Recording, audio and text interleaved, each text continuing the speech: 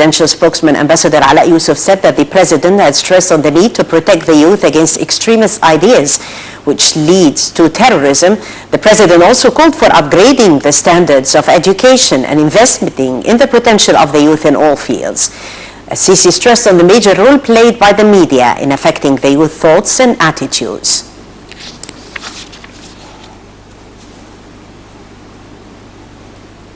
The cabinet headed by Prime Minister Sharif Ismail held its weekly meeting on Monday with the ministers discussing a number of political and economic files in addition to the security situation in the country. The cabinet also probed a number of draft laws on measures related to the implementation of development projects and cooperation agreements concluded with the aim of improving the atmosphere for foreign and national investments.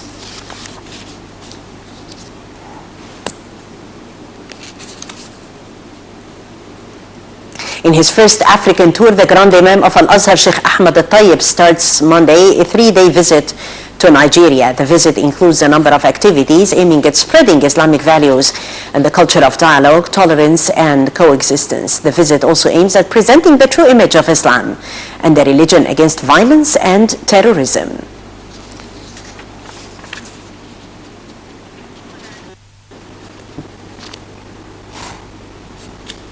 And with us for more on the visit is Islamic researcher Professor Muhammad Al-Khafif. Professor Al-Khafif, good day. And weighing the timing of the Grand Imam's visit to Nigeria, a very important link with Africa. Professor, yeah. Alaykum salam wa rahmatullah.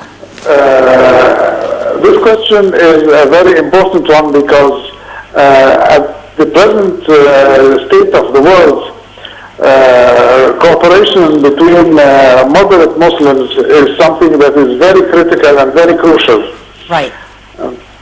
And especially in Africa, where there is a lot of turmoil and there is a lot of unrest, it is the duty and the obligation of all Muslims, especially the high-ranking Imam and his colleagues.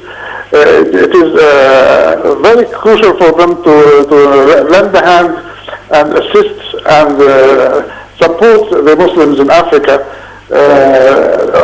during those very difficult times. Right. This is something that is commended in the Holy Quran and in the Hadith of Prophet Muhammad alayhi salatu wasalam. Peace and prayers be upon him. Professor Khafif, the visit aims at spreading Islamic values and the culture of dialogue and tolerance and coexistence. So the impact of Al-Azhar in spreading Islamic values and the culture of dialogue in that respect and strengthening ties between Egypt and other African nations as well. Actually, strengthening ties between Muslims all over the world is something that is an everyday duty and everyday obligation of all Muslims. But in critical times like this, as I said, it is becoming more important and more rewarding in the meanwhile, because moderate Islam encourages dialogue between Muslims amongst themselves first, and with other beliefs as well. So Al-Azhar, as the major Islamic institute in the world, should be the example and should be the vanguard of this cooperation and this dialogue. Right, Islamic researcher Professor Muhammad Al-Khafif, thank you so much for talking to us live on Panorama News. Further, more local news, with the Foreign Ministry saying Monday that a ruling by the Cairo Criminal Court sentencing 6 convicts to 7 years in prison for killing French national Henri Clang came as a confirmation to the independence and the integrity of the Egyptian judiciary. The ministry had called for giving the judicial system the time needed to handle the case with all aspects. In its statement, the ministry said that the ruling was issued only after judges were certain about issuing a just verdict.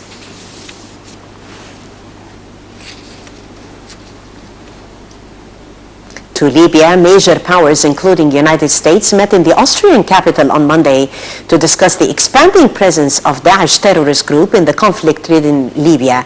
Daesh has taken advantage of the chaos left by the toppling and death of al-Qaddafi back in 2011 that had to rival militias vying for control of the oil-rich country. Details in this report.